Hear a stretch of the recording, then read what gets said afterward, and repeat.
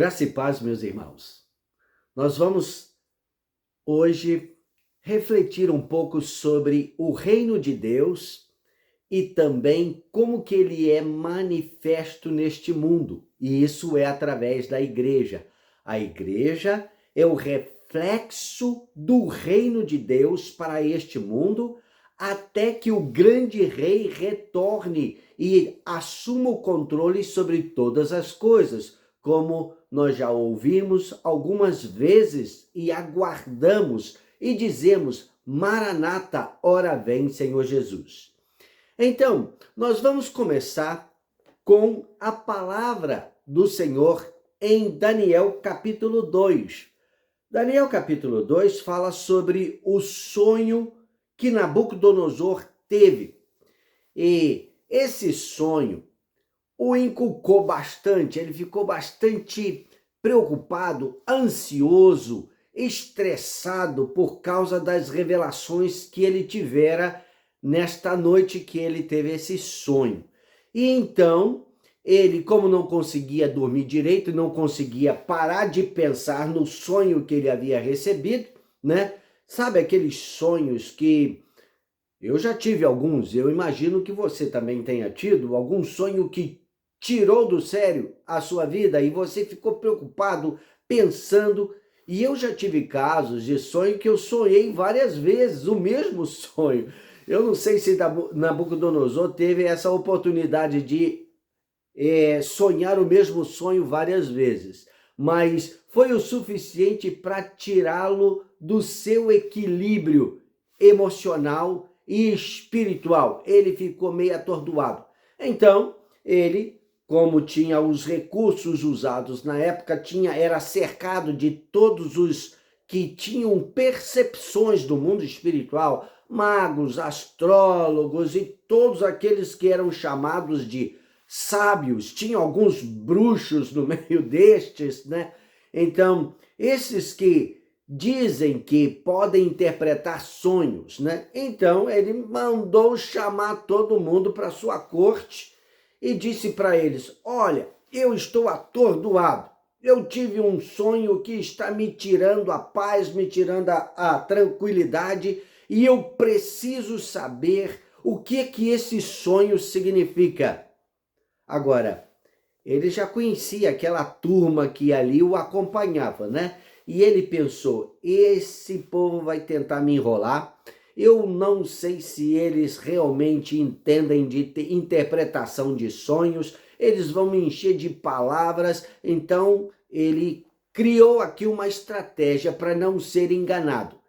Aquelas pessoas tinham que revelar para ele o sonho que ele tinha tido, que ele sonhou. E aí, fazendo isto, ele teria certeza de que essas pessoas também poderiam dar a interpretação correta. Foi uma atitude de astúcia.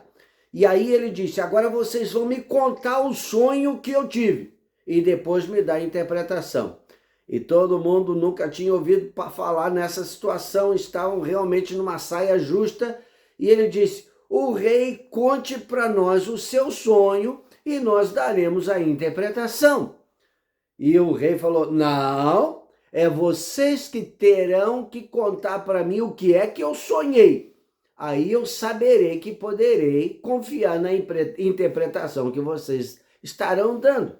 E eles falaram: mas, rei, nenhum soberano, nenhum rei que já surgiu na história que nós conhecemos exigiu tal coisa dos seus súditos. O Senhor tem que contar para nós o sonho e nós vamos interpretar.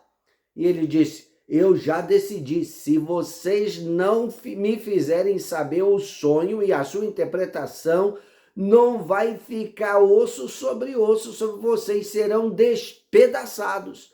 E aí eles ficaram realmente numa situação complicada. Nós costumamos dizer, né? Numa sinuca de bico, não sabia para onde correr, não tinha saída.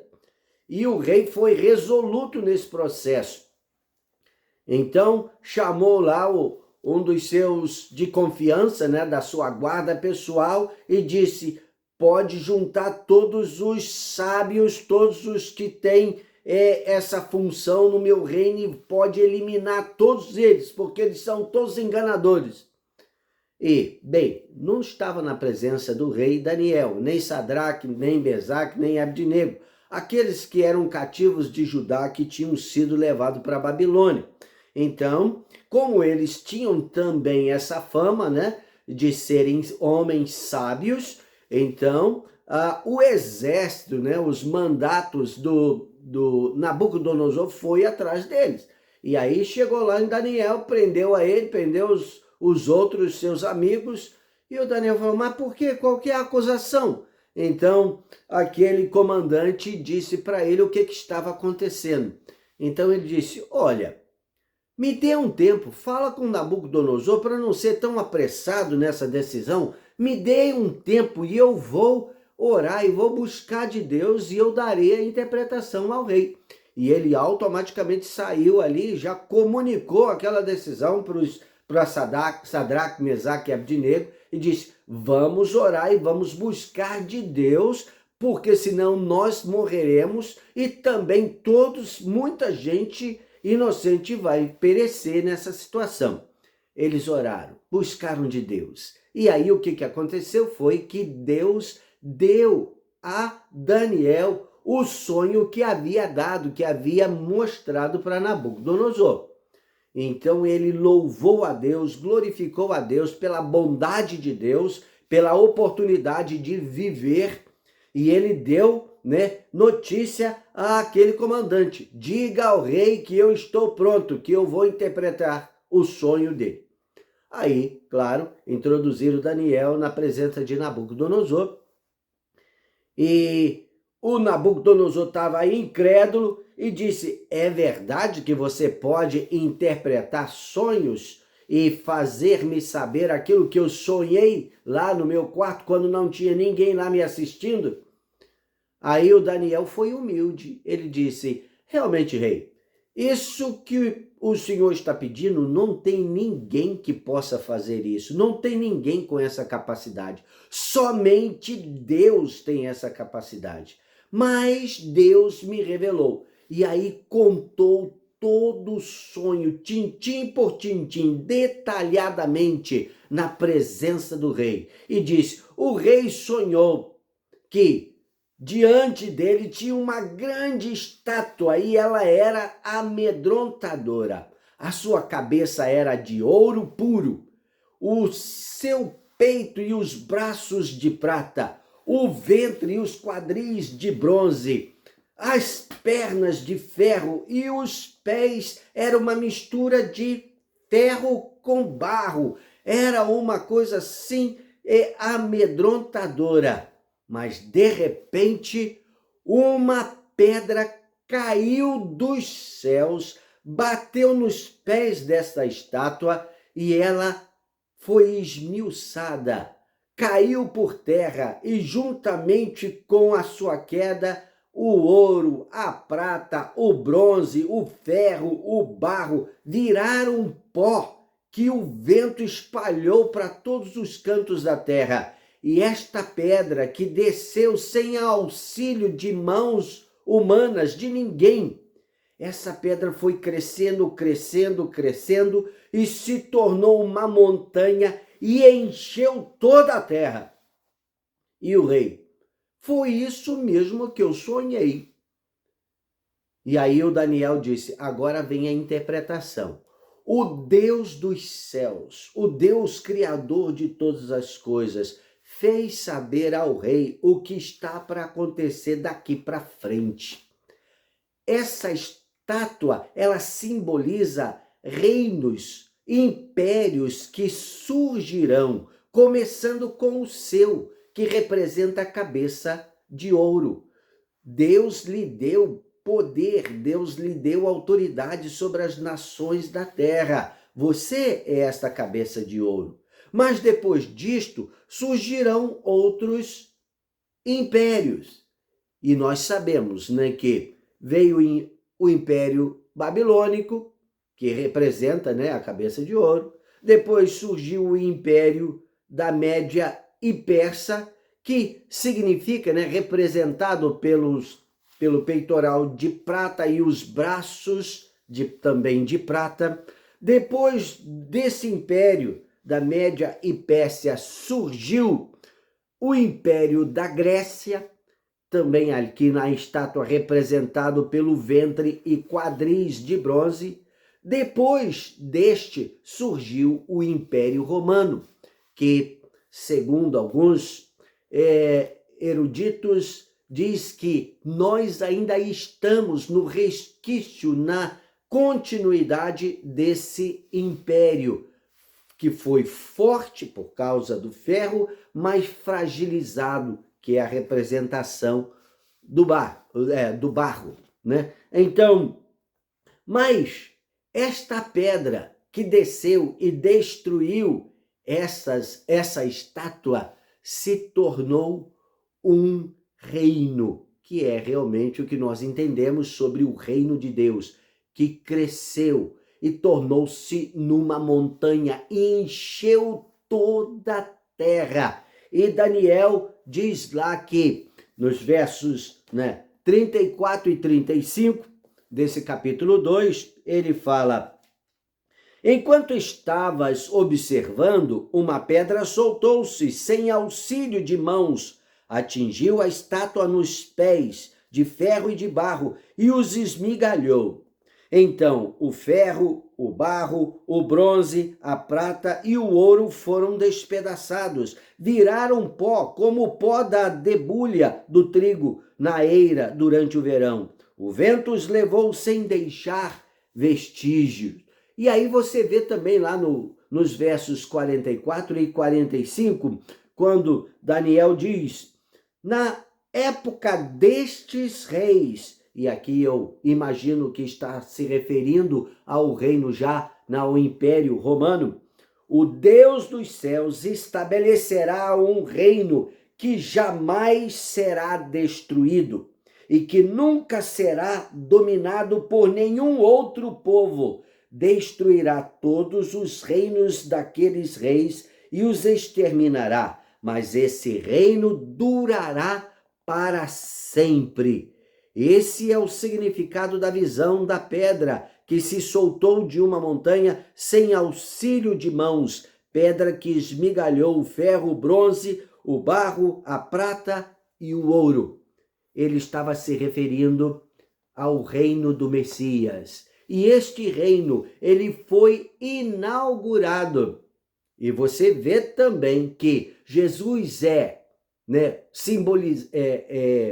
também identificado nas Escrituras como a pedra que os construtores rejeitaram, a pedra angular. Jesus faz menção desse texto e ele se apresenta desta forma, Jesus, ele inaugurou este reino que Daniel está aqui se referindo, como símbolo da pedra que desceu dos céus no dia da sua ressurreição. Quando Jesus ressuscitou dos mortos, ali começou o reino dos céus, o reino de Deus se manifestar aqui na terra de uma maneira bem intencional. A igreja surgiu daí. Então nós vemos quando Jesus, pós a sua ressurreição, o tempo que ele passou com os discípulos, ele diz, e aí nós temos o que é a base da igreja, a igreja começou assim, a grande comissão, que nós vemos lá em Mateus capítulo 28, versos 19 e 20, que diz assim: ide, portanto, fazei discípulos de todas as nações, batizando-os em nome do Pai, do Filho e do Espírito Santo, ensinando-os a guardar todas as coisas que eu vos tenho ordenado. E eis que estou convosco todos os dias até a consumação dos séculos. Ou seja, quando ele retornar e assumir controle sobre tudo aquilo que foi criado por Deus.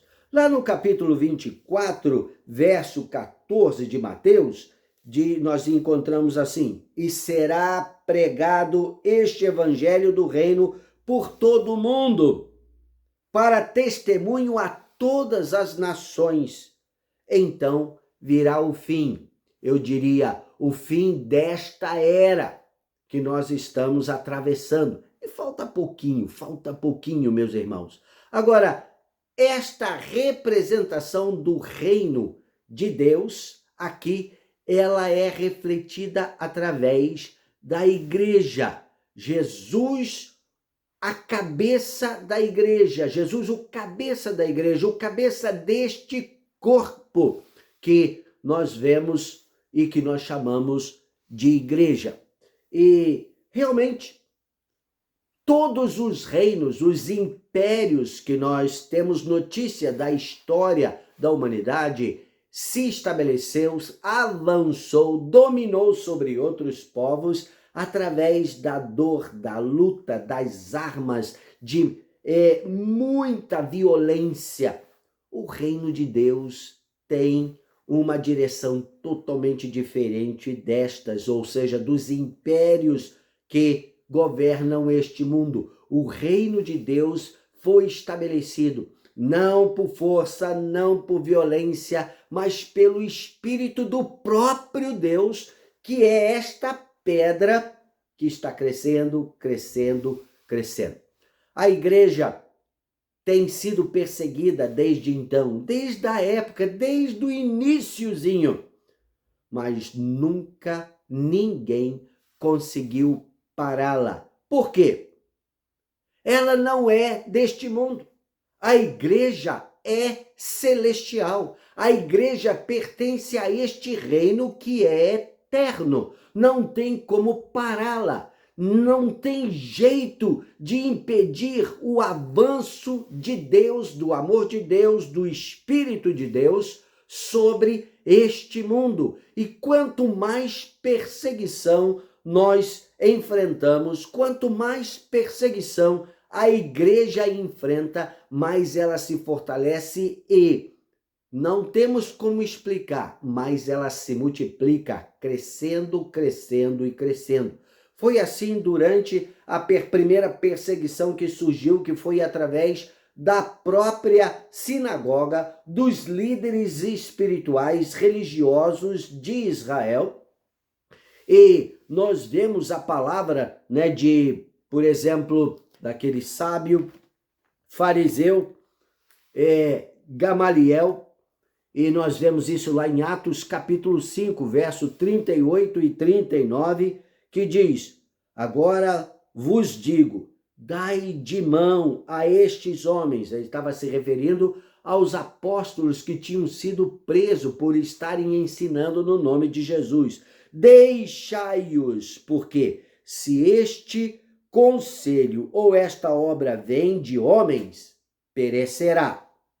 Mas se é de Deus, não podereis destruí-los, para que não sejais, porventura, achados lutando contra Deus. E eles pararam para refletir. Mesmo assim, não afrouxaram as mãos, ainda continuaram perseguindo os discípulos de Jesus. A igreja já estava em ascensão, crescendo, muitos foram martirizados, então a perseguição começou ali, mas eles não conseguiram deter a igreja. Depois veio a perseguição romana e desde aquela época, do início da igreja, nós vemos até hoje. Tem até o ranking, dos países que mais perseguem a igreja do Senhor, mas ela não deixa de crescer. Está em todos os cantos da terra.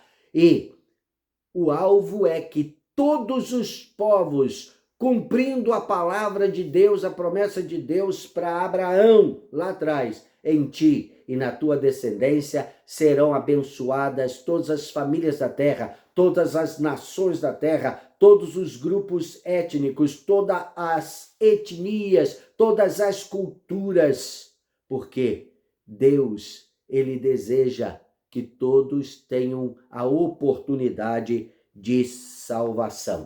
Não tem como impedir o crescimento da igreja. Agora, vamos nos ater um pouco a questão da igreja. É claro, meus irmãos, que eu não estou falando sobre a igreja instituição. Não, esta faz parte do império deste mundo.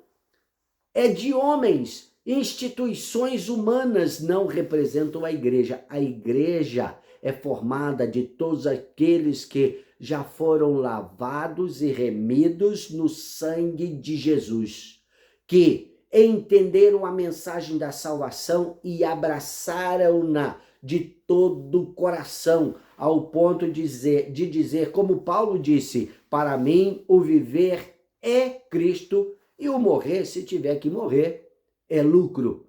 É destes que a igreja é formada. Não é ser membro de uma denominação, não é assistir a alguns programas religiosos, não. Os fariseus é que faziam essas coisas. Eles eram extremamente comprometidos com uma religião. Mas a igreja, ela vai muito além desses fundamentos humanos. Ela é estabelecida no reino de Deus. Tanto que Jesus, quando ele estava lá ensinando os seus discípulos, ele disse que o evangelho do reino de Deus era para ser pregado, era para anunciar. E todos deveriam ouvir, está chegando o reino de Deus. Então, arrependei-vos, é a base para se fazer parte desta igreja.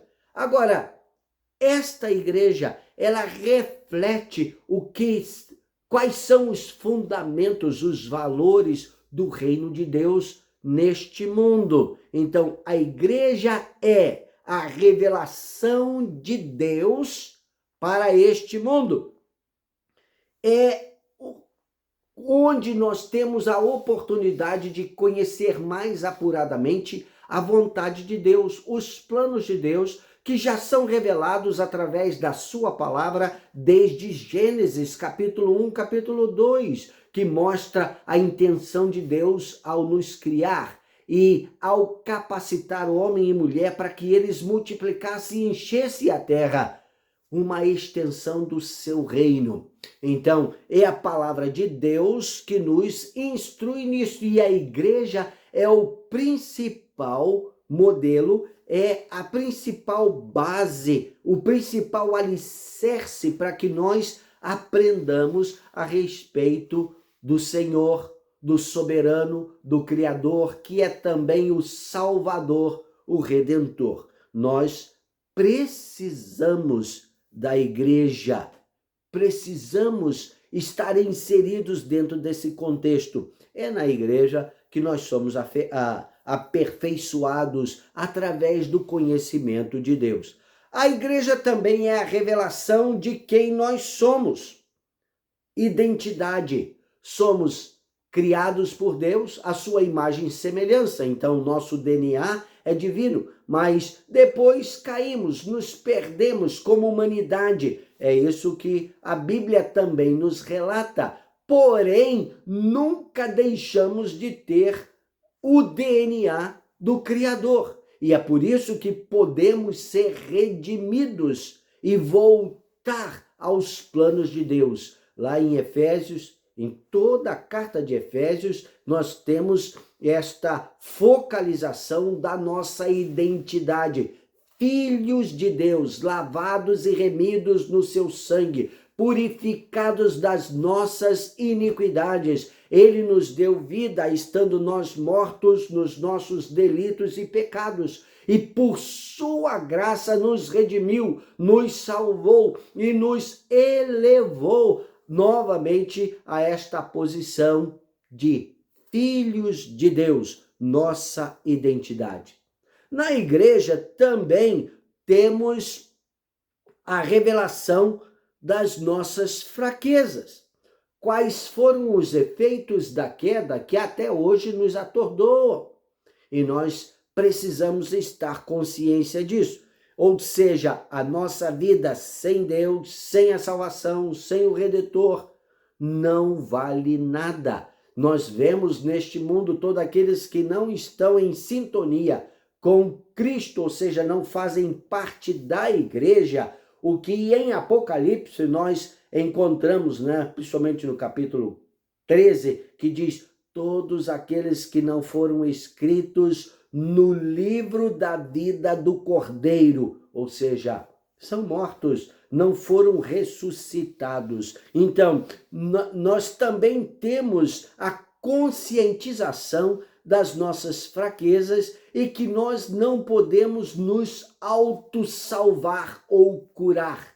Nós precisamos estar o tempo todo ligados ao Senhor e Salvador, aquele que é o autor e consumador da nossa fé, da nossa salvação. A igreja não nos deixa esquecer disso.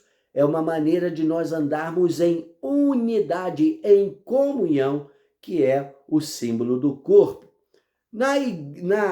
A igreja também, ela é um lugar de redenção para todos aqueles que estão sem esperança, clamando por vida. A igreja é um lugar de redenção.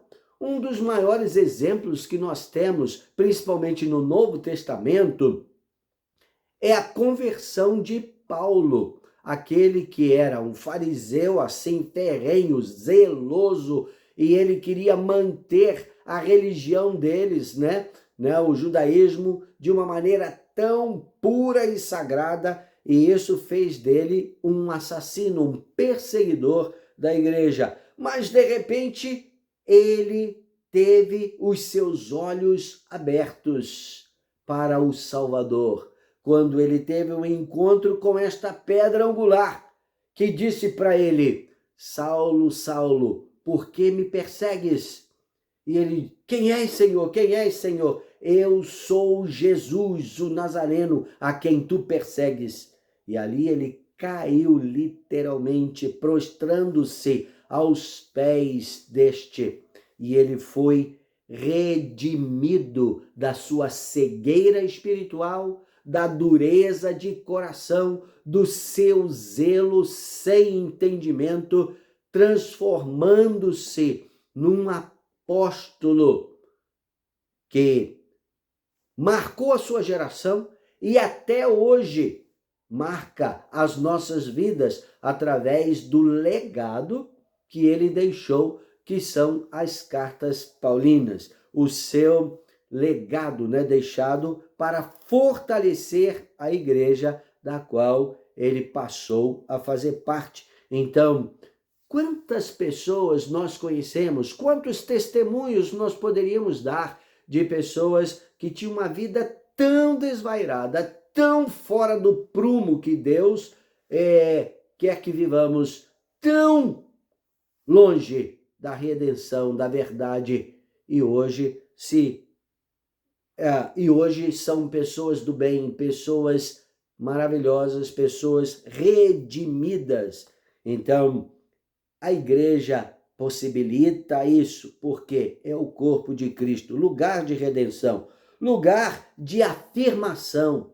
Quem nós somos, nossa identidade precisa ser afirmada, e a igreja é o melhor lugar. Eu nasci num lar muito desestruturado, perdi meu pai muito cedo na minha vida. A nossa vida, a família, minha mãe com 4 filhos, era uma vida muito sofrida, mas ela converteu.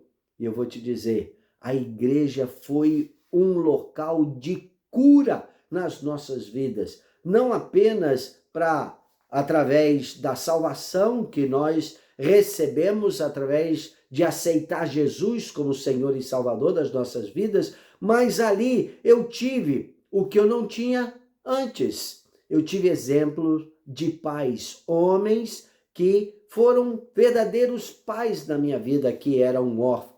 Ali nós tivemos muito das nossas necessidades básicas supridas, porque a igreja, ela se compadeceu e ela andou investindo na nossa família, que não tinha quase que nada, era uma sobrevivência, afirmação.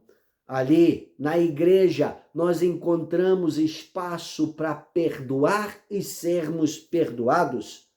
termos novos começos. A igreja sempre nos proporciona, se assim desejamos, começar de novo. Caímos, mas não ficamos prostrados. Sempre tem alguém para nos reerguer, para nos chamar de volta, para nos confrontar com a nossa atitude de independência, mas é um lugar de cura, é um lugar onde nós recebemos apoio na aflição. Agora, recentemente, nós perdemos uma missionária muito querida, né? Então, morreu, foi promovida aos céus, assim que nós costumamos dizer. Mas o marido, os filhos, não é uma situação agradável, por mais que nós saibamos que ela está nos braços de Jesus, a saudade, a dor, a separação, isso nos atinge a todos. E a igreja o quê? Traz cura, traz alento para o coração daquele que está sofrendo dores neste mundo. Então, a igreja é este lugar. E tudo isso, meus irmãos, são reflexos do coração do nosso Pai Celeste. São reflexos dos fundamentos, dos valores do reino de Deus, que é refletido neste mundo através da igreja. Não tem como nós termos vida a não ser esta que já foi revelada na igreja através do Senhor, do Salvador. Na igreja, nós aprendemos sobre generosidade, sobre dar e receber. Primeiro porque nós não temos nada que não tenhamos recebido. Deus é extremamente generoso. O seu reino é um reino de abundância, de generosidade. Deus é generoso. Então, aqueles que fazem parte do corpo aprendem. Não é natural em nós.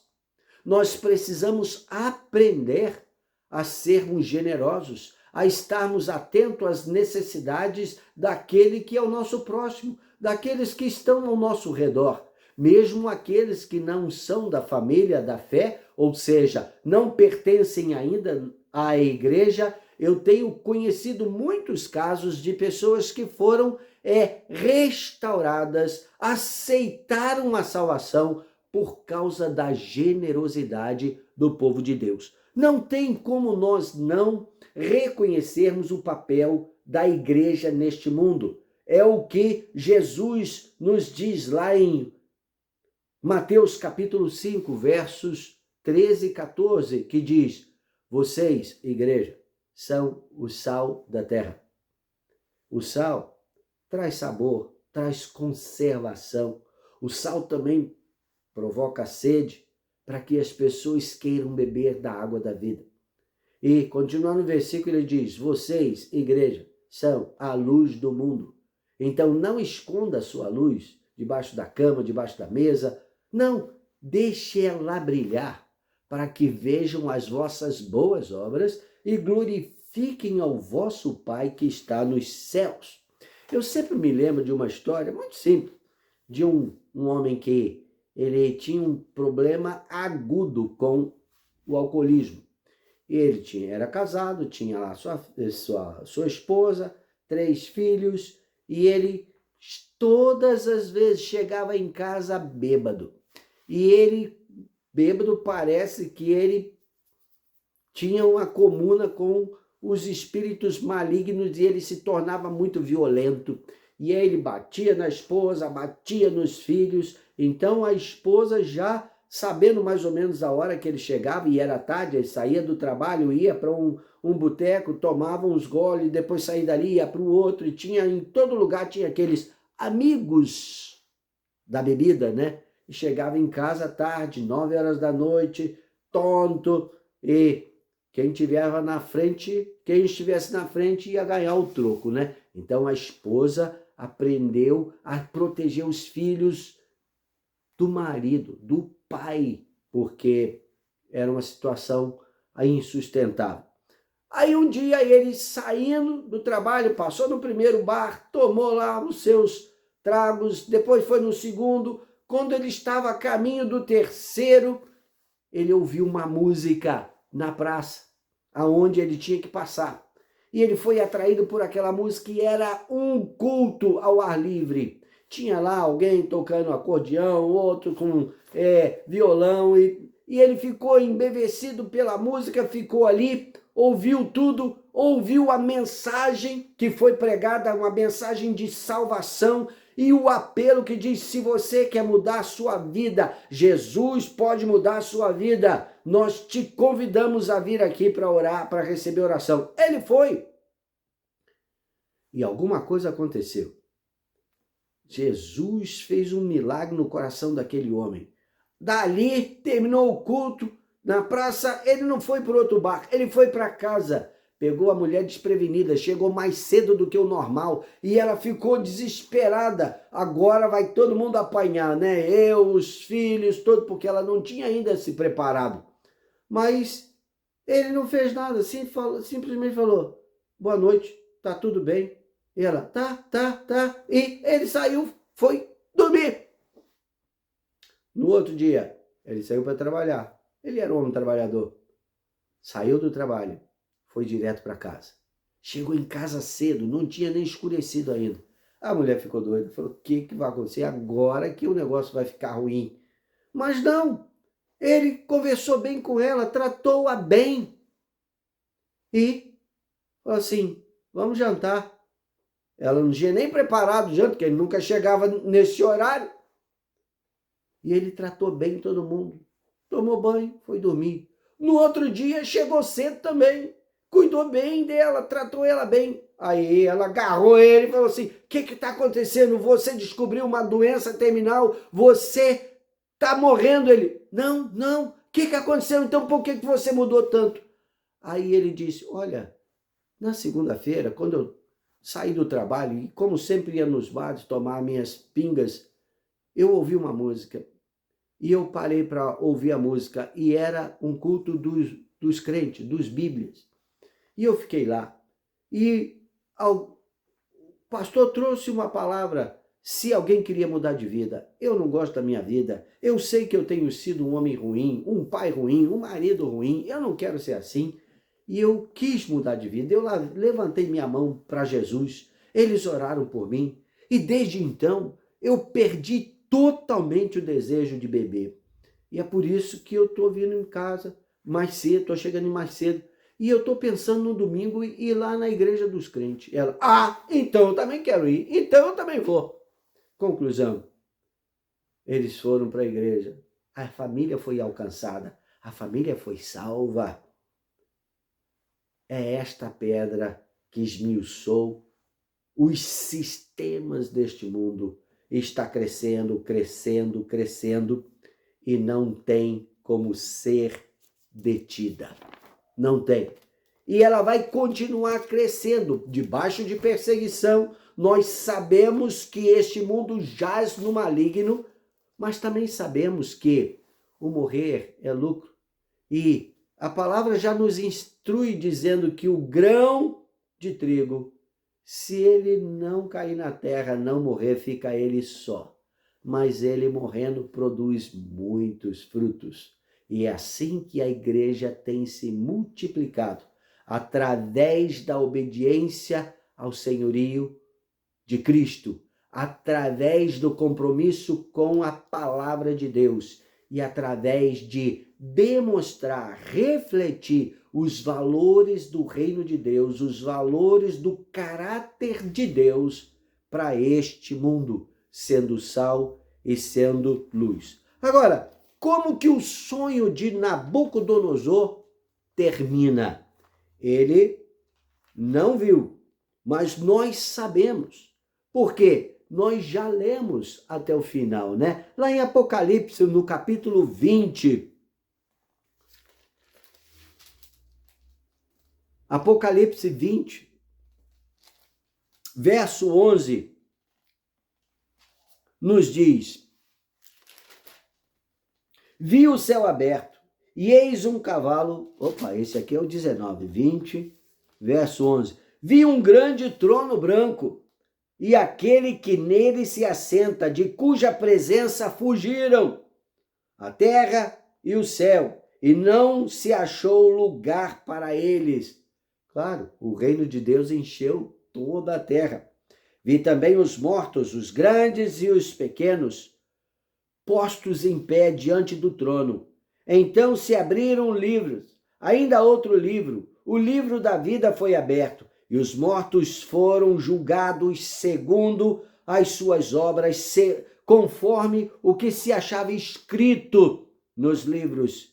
Deu o mar os mortos que nele estavam. A morte e o além entregaram os mortos que neles havia, e foram julgados, um por um, segundo as suas obras. Então a morte e o inferno foram lançadas para dentro do lago de fogo. Esta é a segunda morte, o lago de fogo. E se alguém não foi achado escrito no livro da vida, esse também foi lançado para dentro do lago de fogo. Mas não é só isso. Nós passamos para o capítulo 21, e lá até o verso 7, que diz: Vi novo céu e nova terra, pois o primeiro céu e a primeira terra passaram, e o mar já não existe.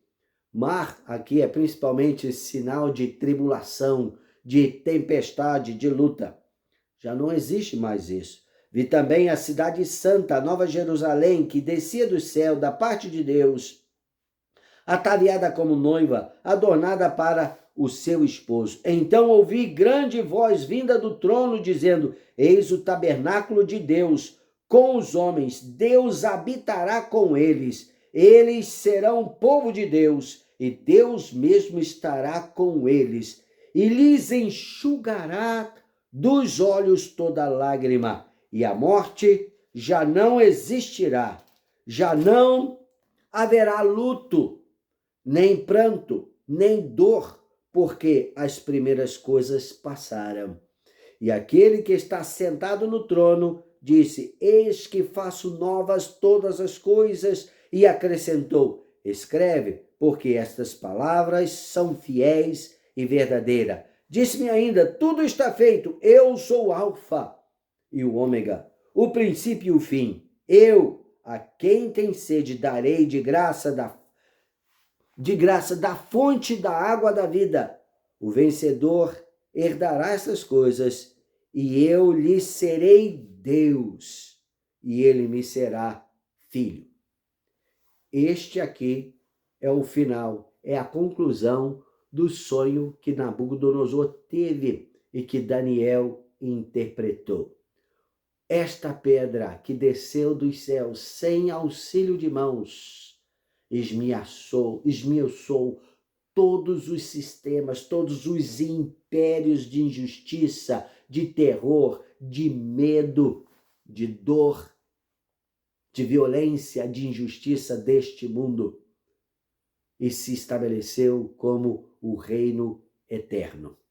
Meus irmãos, eu, você, nós fazemos parte deste reino e desta igreja, o corpo de Cristo neste mundo.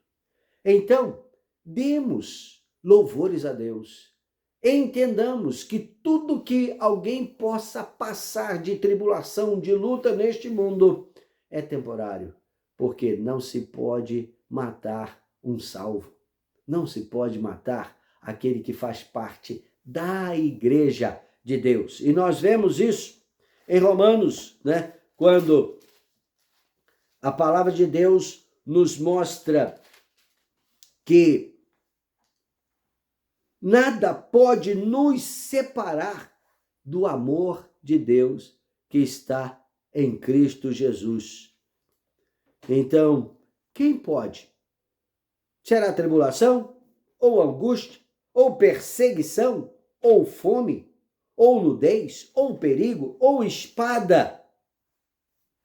Não, nada, porque estou bem certo de que nem a morte, nem a vida, nem os anjos, nem os principados, governadores deste mundo, nem as coisas do presente, nem as do futuro, nem os poderes, nem altura, nem profundidade, nem qualquer outra criatura poderá separar-nos do amor de Deus que está em Cristo Jesus, nosso Senhor, ou seja, da igreja desse Deus vivo e eterno. Eu oro para que a palavra de Deus penetre no nosso coração e que nós vivamos de uma forma vitoriosa, glorificando a Deus e sempre agradecidos, porque Ele estabeleceu o seu reino, que estará crescendo e vai crescer, até que todos os povos da terra reconheçam, ouçam e tenham o testemunho da salvação. Deus te abençoe, Deus te guarde e Deus faça com que você resplandeça os valores do reino eterno através da sua vida, através da igreja. Amém.